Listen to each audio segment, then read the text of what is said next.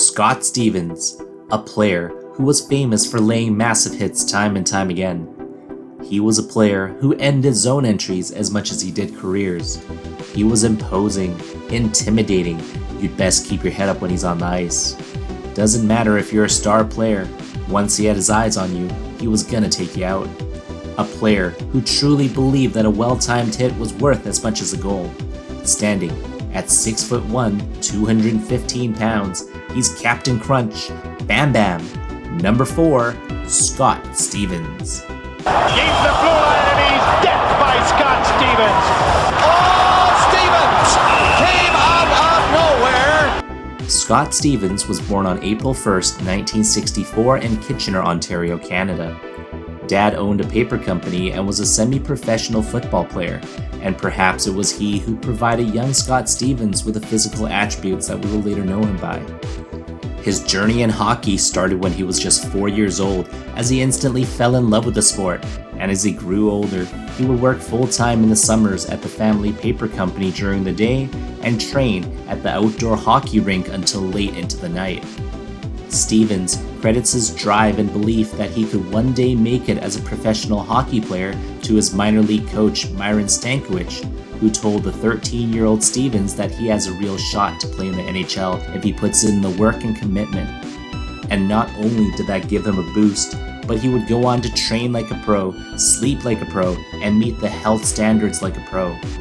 No more greasy junk food, no more sugar, but instead a strict diet that would ultimately give him the boost he needed to edge out his competition.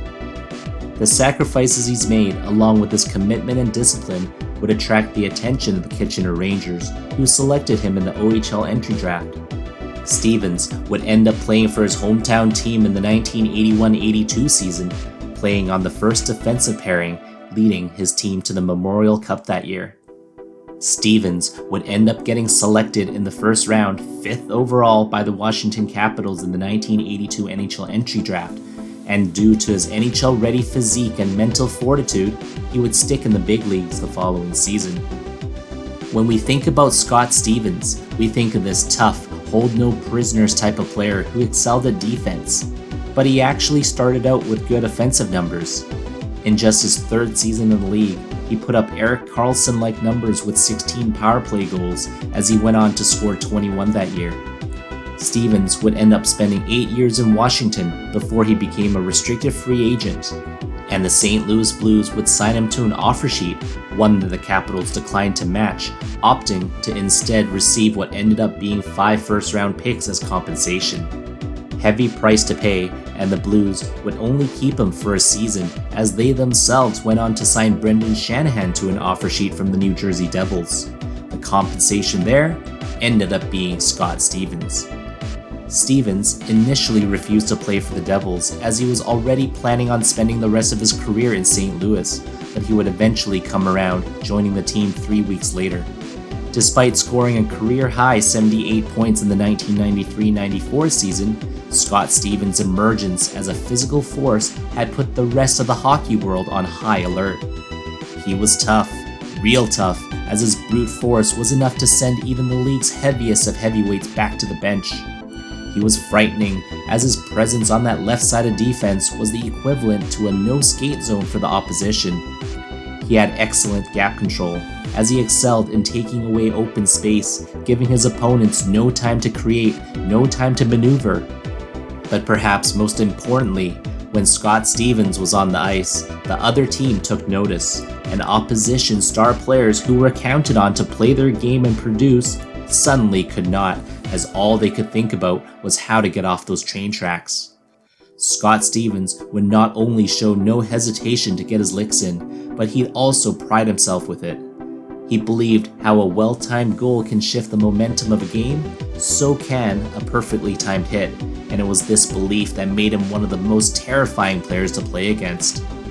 During the shortened season due to the lockout of 1994-95, Stevens would lead the Devils to the playoffs after finishing 5th in the Eastern Conference. To get a sense of how dry their offensive production was, the Devils did not have a single player in the top 50 in scoring that year.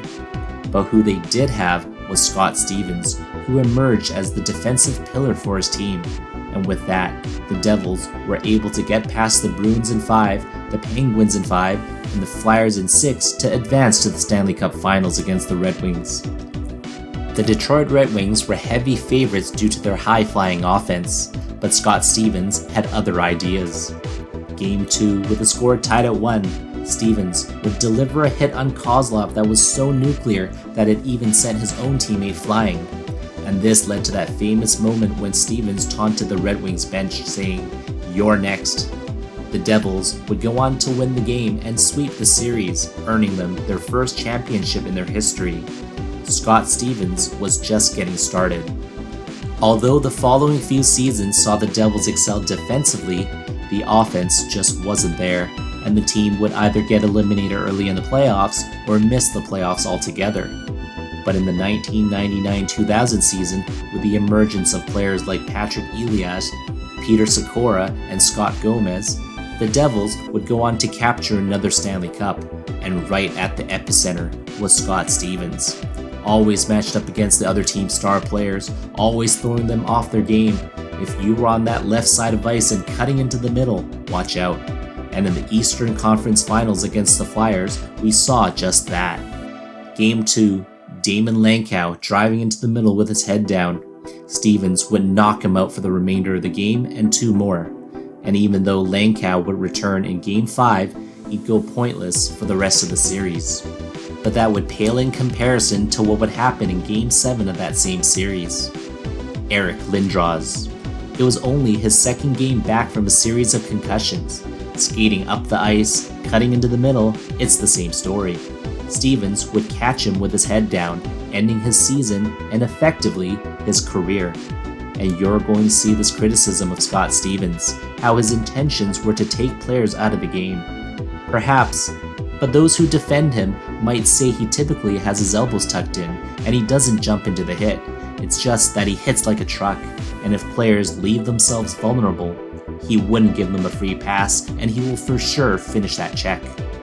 The Devils would go on to win the Stanley Cup that year, and due to Stevens' leadership and his effectiveness in shutting down the other team's star players, even with a measly 11 points in 20 playoff games, he would take home the Conn Smythe Trophy, awarded to the most valuable player of the playoffs. Scott Stevens had plenty of massive hits over the course of his career, but 2 of them stood out heads and shoulders above the rest. The first one was the one on Lindros, and the second came in the 2002-2003 Stanley Cup Finals. The Devils had lost to the Avalanche in the finals the season before, and they sought to bounce back. Their opponents, the 7th-seeded Mighty Ducks of Anaheim, who were on a Cinderella run to the finals. Game 6, Paul Kariya, skating up the ice, making a pass, and looking at it for too long. Was Kariya in a vulnerable position? Was that a late hit? Perhaps, but here we see the theme once again. Scott Stevens not giving up an opportunity to hit his opponent. Not sure if that hit changed the momentum of the game, as Kariya would later return to score a goal, but there was no doubt he suffered a concussion, and the Devils would go on to take Game 7, earning Stevens his 3rd Stanley Cup. The following season would turn out to be Stevens' final season, as he would be forced into an early retirement with, ironically, post-concussion syndrome. As the longest-serving captain, Stevens would have his number 4 retired by the New Jersey Devils in 2006, and just a year later, he would be inducted into the Hockey Hall of Fame class of 2007. Scott Stevens will go down as being one of the hardest hitters in NHL history. When he was on the ice, opponents took notice, and if they didn't, they wouldn't remember it anyway. The hits were controversial, partly due to how devastating they were, but more probably due to how predatory they might have been. Oftentimes, he would wait until unsuspecting players had their heads down and were at their most vulnerable to deliver the most impact. Those hits were legal during that time, and many players might make that hit. Stevens was really just the best at it. It didn't really matter if you were an enforcer or a star player, a veteran or a rookie. Scott Stevens did not discriminate, and he would ensure the play stopped wherever he was. He did hold a grudge, however. That Lindros hit that we talked about was actually the culmination of years of back and forth between the two. Stevens surely held nothing back in that final check. Another example was Ron Francis mixing it up with Stevens back in 1991. It took a whole decade, but in the 2001 playoffs, Stevens would catch Francis with his head down, ending that feud once and for all. Not to mention, the hits on Ty Domi might have stemmed from the 1992 playoffs when Domi got the better of Stevens. What are your thoughts on Scott Stevens? Was he a hockey legend, or was he just a dirty player? Comment below, and if you like videos like these, don't forget to like and subscribe. Thanks for watching, and I'll see you next time.